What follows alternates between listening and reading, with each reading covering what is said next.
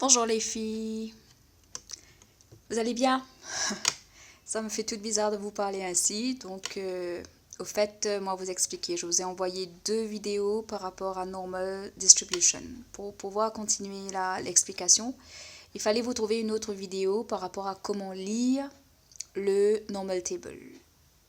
Mais quand j'ai épluché YouTube, je suis à regarder des vidéos, mon Dieu, pour éplucher, pour pouvoir vous envoyer les 2 que j'ai envoyés déjà. J'ai regardé une vingtaine de vidéos. Maintenant, j'ai cherché pour pouvoir lire le Normal Table et je me retrouve tout le temps avec des vidéos qui utilisent 2 types de Normal Table alors que nous utilisons une seule. Donc, je me retrouve à faire cette vidéo-là. Alors, dites-vous bien que ma caméra, elle est sur une chaise. Et moi, le livre est sous la chaise. Voilà. Coucou. Donc, je peux filmer et j'ai pu dénicher un crochet et me basant sur les exemples qu'il y a et les solutions qu'il y a dans le livre, on va pouvoir lire le Normal Table. Une petite parenthèse, les filles, j'espère que vous allez bien. Il y a 7 ou 8 personnes parmi vous qui me répondent, qui me handinent les devoirs sur Google Classroom. J'ai toute la classe qui quand même a pris la peine de s'enregistrer sur Google Classroom, merci les filles. Mais je réalise que il y a que 8 personnes. Au tout début, quand j'envoyais des révisions, il y a peut-être pas, il y a pas beaucoup. Je me rappelle pas du nom, mais pas beaucoup.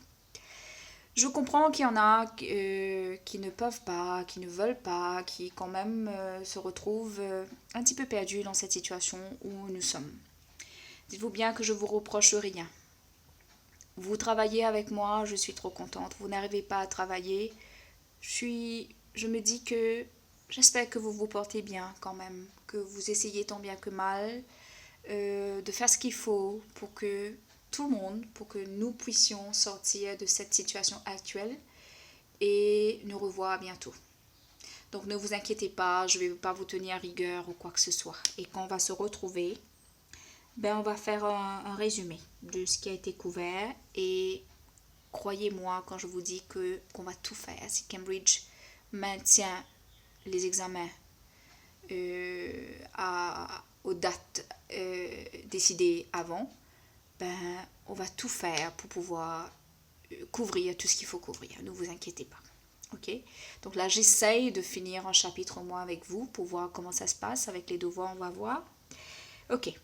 Donc nous voilà devant le chapitre de Normal Distribution. Donc il faudra aller trouver votre livre. C'est à la page 360. Posez la vidéo et allez trouver votre livre. Revenez et on va le suivre dans votre livre. Donc la phrase la plus importante que j'ai pu trouver ici pour introduire Normal Distribution, c'est The normal variable x is continuous. Dites-vous bien qu'on n'a jamais travaillé avec un continuous distribution. On a tout le temps travaillé avec les distributions qui étaient discrete, n'est-ce pas?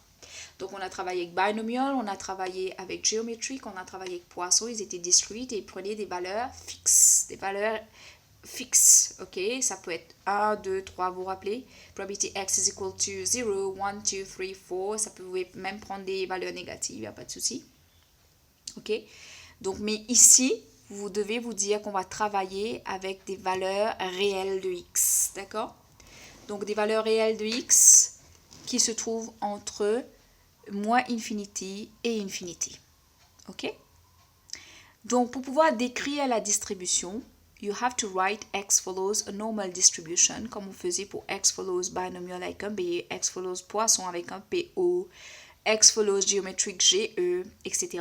Donc x follows normal, N capital, c'est pour dire que you are describing a normal distribution, with mean which is mu, and variance which is sigma square. D'accord? Variance sigma square, vous savez que votre standard deviation c'est le sigma. D'accord les filles? Et il y a quand même pas mal de features qu'on a besoin de savoir pour le normal distribution. Notamment, it is bell-shaped. Voilà. Bell-shaped, n'est-ce pas? It is symmetrical about mu. On va revenir vers le fait que ça soit symmetrical pour pouvoir travailler les probabilités, les différentes probabilités pour les valeurs. OK? Donc, rappelez-vous que c'est symmetrical. It extends from minus infinity to infinity.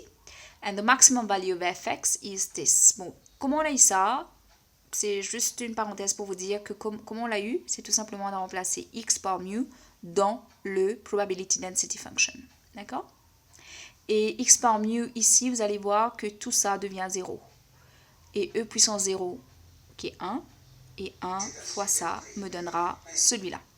Et the total area under the curve is 1. J'arrive.